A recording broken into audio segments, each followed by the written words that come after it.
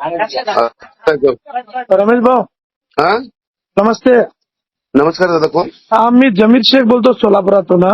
बोला जमीर भाई. मी सध्या इथं नागपूरला आंदोलन चालू आहे बच्चू कडू साहेबाचं. हा आम्ही सध्या नागपूरला आहे. अच्छा. इथं 30 किलोमीटर या साईडला आणि 30 किलोमीटर त्या साईडला पूर्ण रोड बंद आहे. ओके. शेतकऱ्यांच्या अनेक मागण्या आहेत. तुम्हाला माहिती आहे की शेतकऱ्यांची हो. अवस्था काय आहे. हो हो हो. आता ते प्रणय फुगे आणि हे आपला रवी राणा हे जे दोन्ही भाजपचे जे आमदार आहे ना, एक स्वाभिमानीचा आणि भाजप, हा.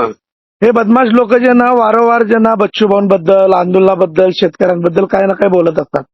मी ऐका ना, तो फुके तर माझा औषध फोन उचलत नाही. आणि हो. ऐका का, हा जो आहे हा पण फोन उचलत नाही. याचे पीए का किती माझं नाव आलं की ते फोन उचलत नाही ते.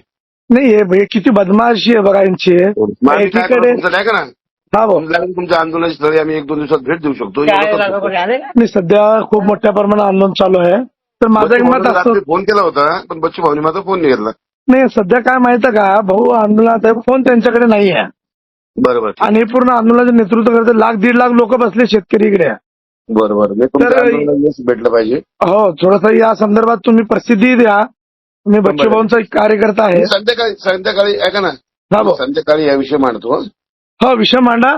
वाटलं तर माझी रेकॉर्डिंग टाका. आणि ह्या दोन्ही हरामखोरांना सांगतो, तुम्ही जर शेतकऱ्याच्या नादी लागला, हे रवी राणा असेल किंवा ते प्रणय फुगे असेल, तुम्हाला जे ना फटाक्यासारखं फोडून काढल्याशिवाय शेतकरी राहणार नाही म्हणून हरामखोरांनो म्हणा.